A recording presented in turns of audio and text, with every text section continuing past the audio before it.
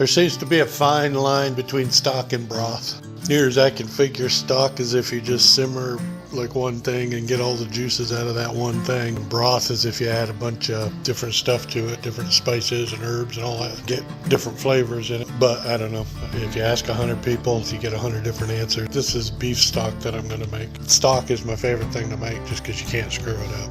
So I started with these big bones. They're either called marrow bones or soup bones. I think it's like the leg bones chopped up. I started about 8 pounds of that. If for beef broth, I roast all the bones first. I cook them for about 30-45 minutes in the oven just to get that brown on there. It gives them some more flavor. And I got 4 or 5 pounds of neck bones just because they were cheap. I didn't realize they had so much meat on them. Probably should have done something with the meat. Threw them in the oven and roasted them with the meat and then threw the meat and everything. Found another package of those marrow bones down in the bottom of my freezer. I didn't know I had probably another 1.5 pounds, so I threw them in. Finally, my sister-in-law made prime rib for Thanksgiving, and she saved the bones, a pepper-crusted prime rib. I usually throw peppercorns in with it when I simmer it, but I didn't bother. Then I fill it up with water till it's just over, barely covering, which is right to the brim usually. It's a 20-quart pot, and I think it took 11 and a half, almost 12 quarts of water to fill it up. Once you got it filled up, you turn the heat on real high so you can bring it up to a boil. I don't add anything else. The only thing that's in there is those peppercorns that were on the prime rib. And while it's coming up to heat, you get all that foam on the top there. That's all the impurities that are in there. I just skim that off. By the time it's up to a boil, that stuff's pretty much gone.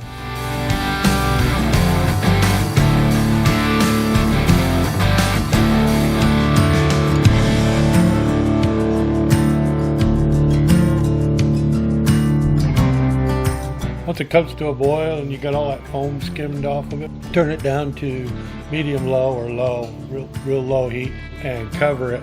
I usually leave the cover so there's a little gap in it, like 1/8 of an inch gap, just so a little bit of steam can get out of there. You just want a few bubbles popping up here and there, just a real slow simmer, and let it go.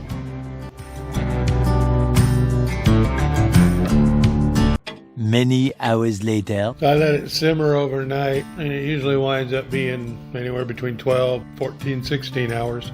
This one was a little over 12 hours by the time I got to it. As you can see, simmering it real slow like that with the lid on, it doesn't lose a lot. It's enough heat to get all the stuff you want to get out of the bones, but you're not trying to reduce it. So there's still quite a bit left. It dropped down an inch and a half. Then I strained it into another pot in the sink. I got that strainer with the cheesecloth on it. I throw out all the bones, and then this is how much stock I got left after it's been strained, and that goes in the refrigerator.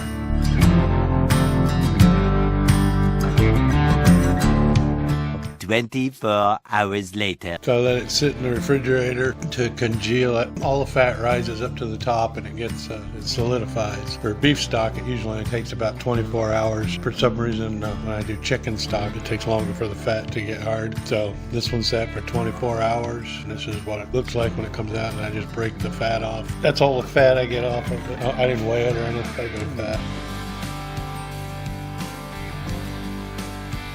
You can see the stock that's left over is like gelatin. That's all the collagen that's in it. Beef stock has a lot of collagen in it.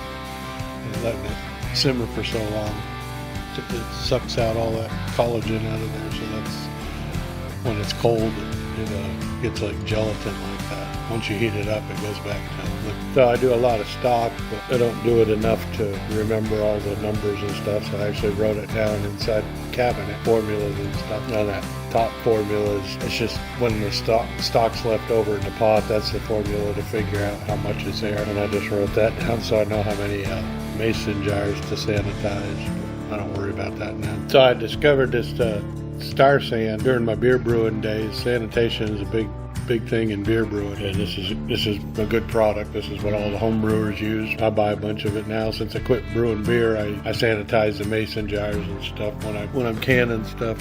I heat the stock back up to get it back to liquid, and then I fill up the mason jars. I can get 7-quart jars in the canner I use. To process it, you just got to hold it at 11 psi for 25 minutes.